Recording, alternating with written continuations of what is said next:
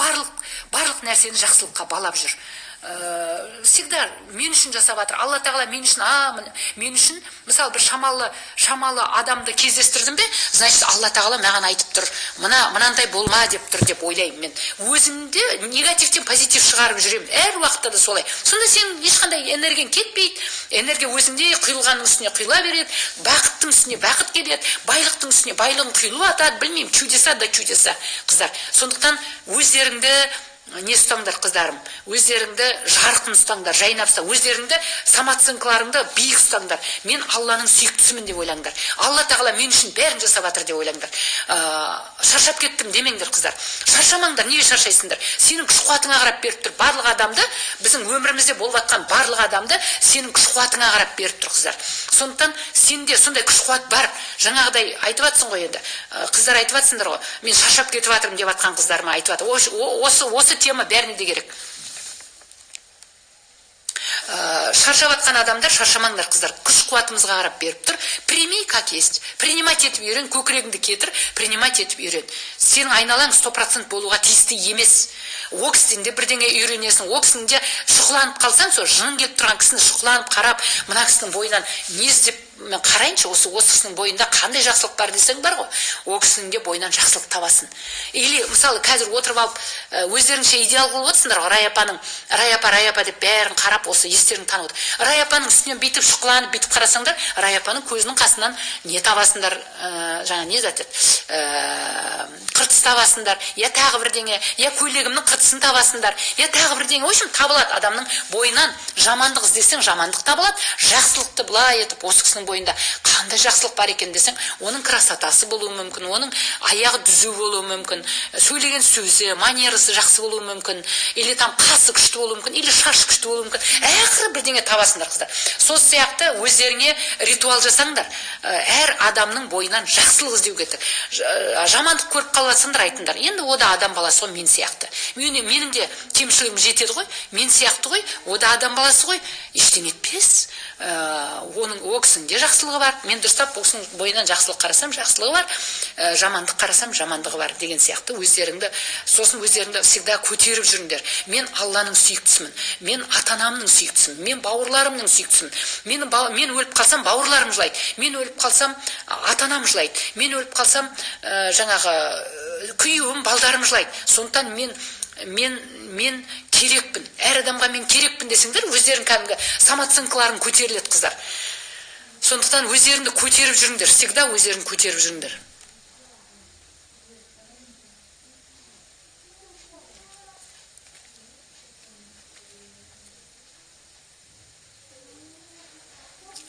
Қайнапамның, Раяпа дейді, қайнапамның қайын сіңліңнің щитовидкасы бар. Не істеу керек?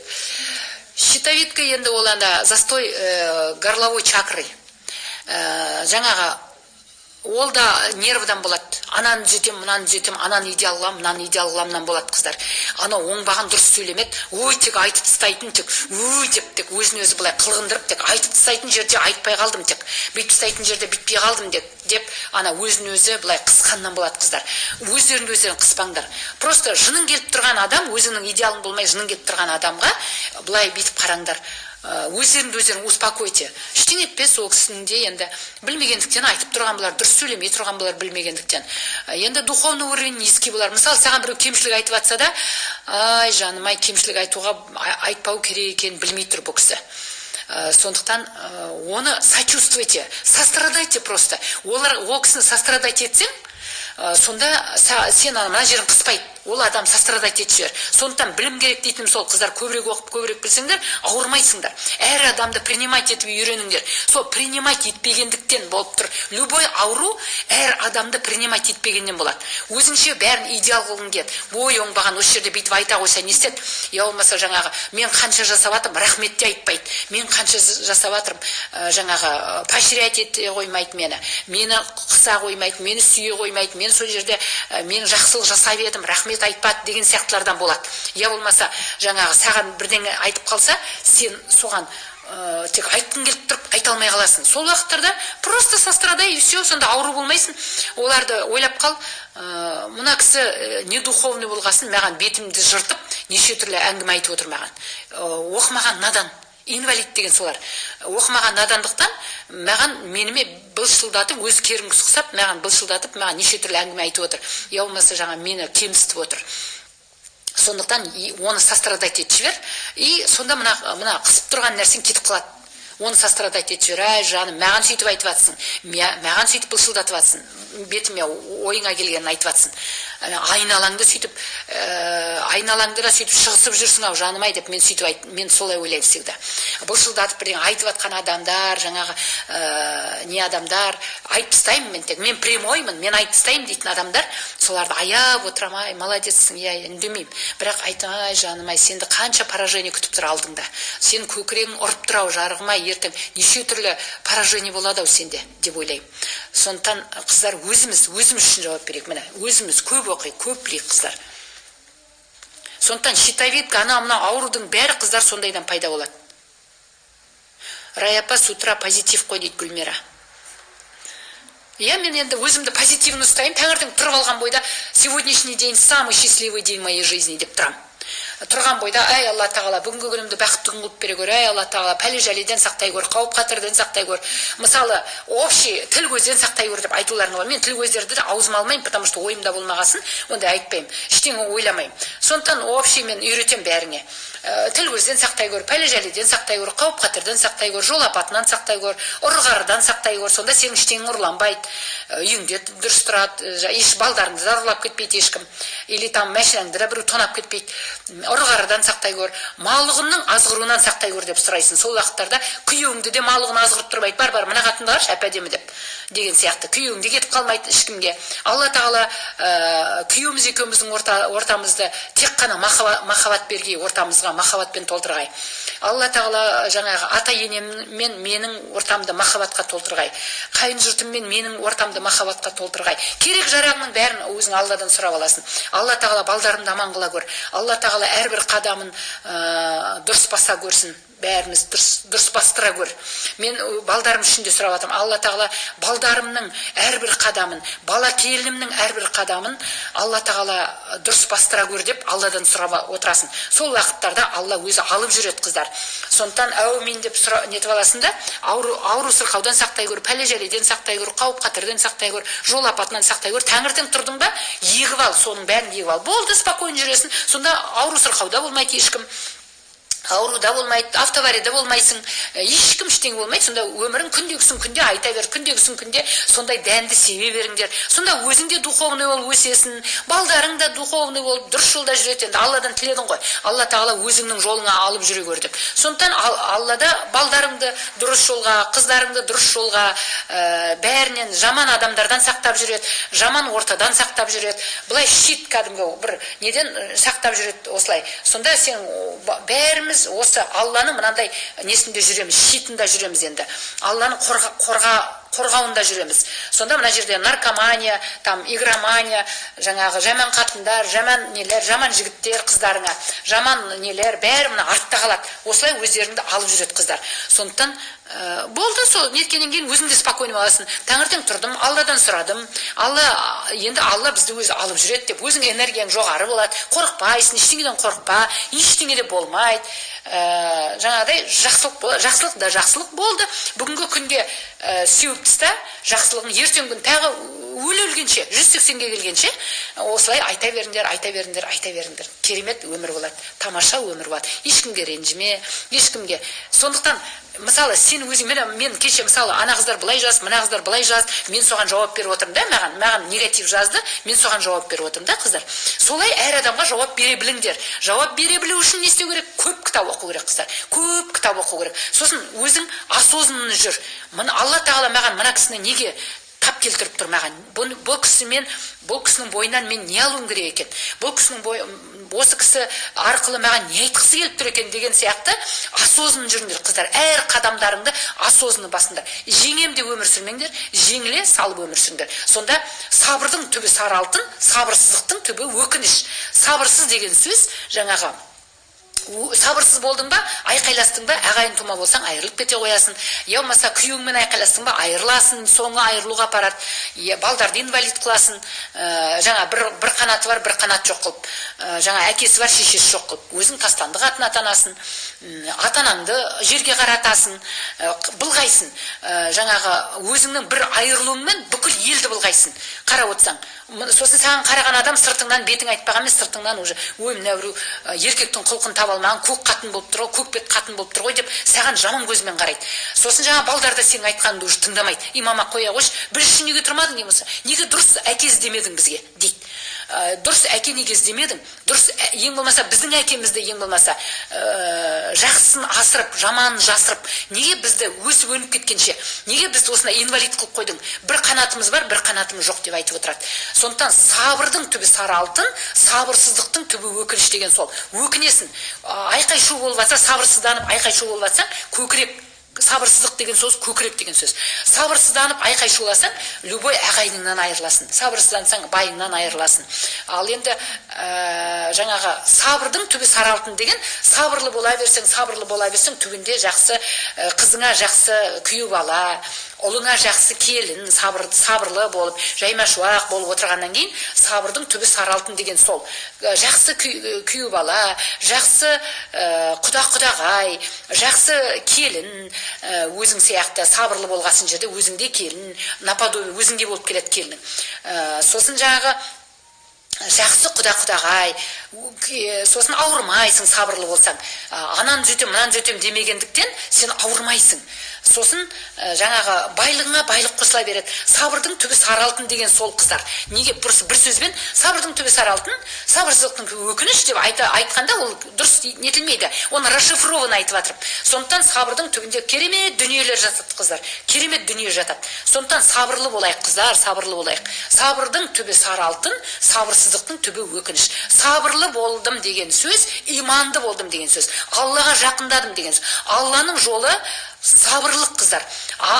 Сабырсыздық деген ол шайтанның жолы қыздар, малығының жолы. Сондықтан сабырсыз болмаңдар. Малығын сен алып жүреді уже. Анаған сабырсызсың, мынаған сабырсызсың, анадан айырыласың, ағайын тумадан айырыласың. Қала берді коллективте де сабырсызсың сен, десе бет бақтырмайсың. Одан коллективтен де айырыласың. Бәрі сенен жек көреді. Құдай мынаған жоламайыншы, Құдай сақтасын деп ең соңында сен поражение, алай болады, былай болады, ең соңында құртылып өлесің.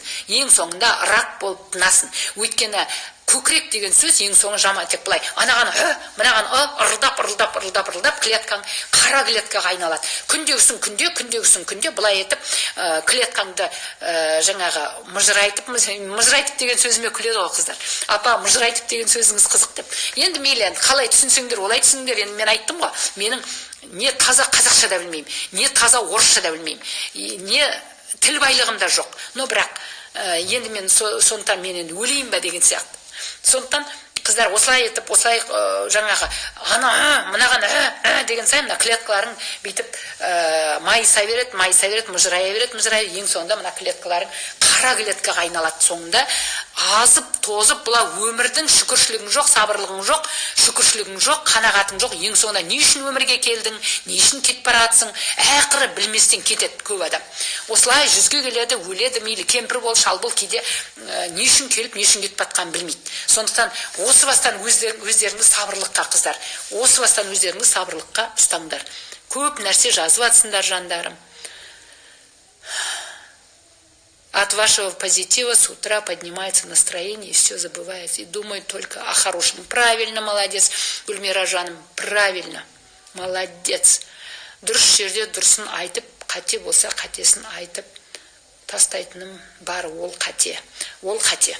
Қажет емес, ешкім түзете алмайсың, үндемеген үйде пәледен құтылады. Сен қазір бір сөз түзетіп айттың, екі сөз басталады, одан тағы шығады, одан тағы гүрілдеп кетеді. Сондықтан дыбысың шығарма, ешкімді түзете алмайсың қыздар. Ол түйсігі жабық тұрған адамдар бәрібір. Ал түйсігі ашық тұрған адамдар ол байқап сөйлейді, сенің нервыңа ойнамайды. Түйсігі ашық адамдар, мен, например, ешкімнің нервысына ойнамаймын. Білем, потому что түйсігі ашық адам мысалы біреуге бір нәрсе айту, ол уже сенің көкірегің, мен көкірек көкірек болмауды өзіме ритуалға алдым, сондықтан мен ешкімге не айтпаймын. Өзі сұраса айтам, өзі сұрап атса, мама неге олай, или там балдарым болсын, келінім болсын, басқа неге олай, мама неге былай деп атса, мен айтам. Өзің сұрап отырсың ғой жаным деп. Ал былай енді мен ешкімнің қатесін, несін көрмеймін. Көрмеуге тырысам, айтпауға тырысам, айтпаймын. Ничего, өзімді успокоить етем. Рая, сен Алла емессің, жете алмайсың. Ол өзі оқып, өзі білу керек. Өзі түйсік ашылып, өзі оқып, өзі білу керек. Сондықтан айтпа, керек емес, қажет емес, айтпа.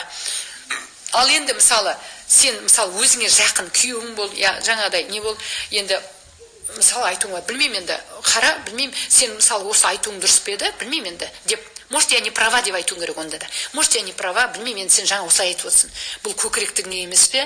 Сен бетіме былш еткізіп айтып тастап отырсың. Өзің не ұқсап, білмеймін енді. Может, я не права. Ренжімеші мен бір нәрсе айтсам. Деп әуелі ренжімейсің бе деп сұрап алып, жайлап айтуыңа болады. Бірақ білмеймін, сен ана жақсы айтады ғой. Жаңа жақсы Дейл Карнеги айтады. Жақсы руководитель болғың келсе дейді. Мысалы, бір адамның әуелі жаңа оңашалап айту керек, өзің кабинетіңе кіріп кетіп дейді. Сосын жаңағыдай ешкім жоқта айту керек. Любаяқта ешкім жоқта, тек жеке екеуің отырғанда айту керек. Сосын жайлап отырып тек мипаздап айтуың керек тек. Арасына махаббатыңды беріп отырып айтуың керек. Минус айтқың келсе, мысалы оның бойындағысын, қасиетін түзеткің келсе, жайлап отырып, әуелі плюстарын айтып ал. Да, ты такая чистоплотная, да, сен бірдеңе, да, ты такая красавица, да, киген киімің, жүріс-тұрысың бәрі керемет, ұнайды маған. Бірақ тек единственный бірінен деп. Сонда анау бірінші мақтап алсаң, содан кейін барып ол кәдімгі да деп, содан кейін уже ана нервысы нетпейді, көтерілмей. Ал сен бірден тек өзің бірдеңесін, өзің сірдеңесін, былайсың, солайсың деп айтуға болмайды. Әуелі мақтап алып, кішкене оның жақсылығын айтып, мақтап дегенде бойындағы жақсы қасиетін теріп барып, сосын барып плюсын айтын, минусын айтыңдар қыздар. Сонда ол, менің ана, былай деп айтты, былай деп, дұрыс, енді единственный анауың былай деп. Мысалы, руководитель болсаң, сөйтіп айт. Мысалы, да, сен былайсың, сен солай. Тек единственный жаңағы нең кешіп келетінің маған ұнамайды. А былай жұмысың жақсы, мынауың жақсы, былай жақсы деп жақсылығын айтып барып, содан кейін барып ана айтсаң, сонда түзеледі. Менің качестволарымды айтты, әуелі жақсы качестволарымды айтып жатыр, мына кісі ұнап жатыр, мына кісі енді сосын сені ұнатып тыңдайды. Жаңа минусыңды сенің ұнатып тыңдайды. Сондықтан айтқың келіп баратса, бір жанашырың болса, болмаса даже сіңнің бол, басқа бол, тек гүрс еткізіп айтса, туған сіңнің болса да жапша аузың дейді.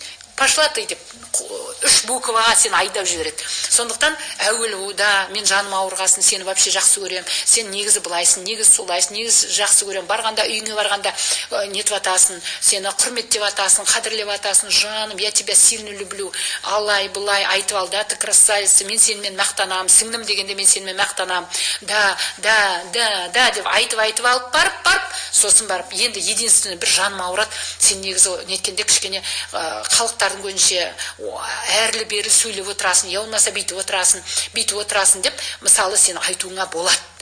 Әуелі тоже бүйтіп, ол кім болса да бүйтіп жақсылығын айтып алыңдар әуелі. Содан кейін барып уже сені, саған уже жақсы, жанашыр екен ғой, мені жақсы көреді екен ғой, жақсы качестволарым бар екен ғой, солай екен ғой, былай екен ғой деп, ол уже успокоить етеді де, сені до конца тыңдап, сосын сенің айтқаныңды қабылдайтын болады. Қыздарым, жандарым, бақыттарым, менің байлық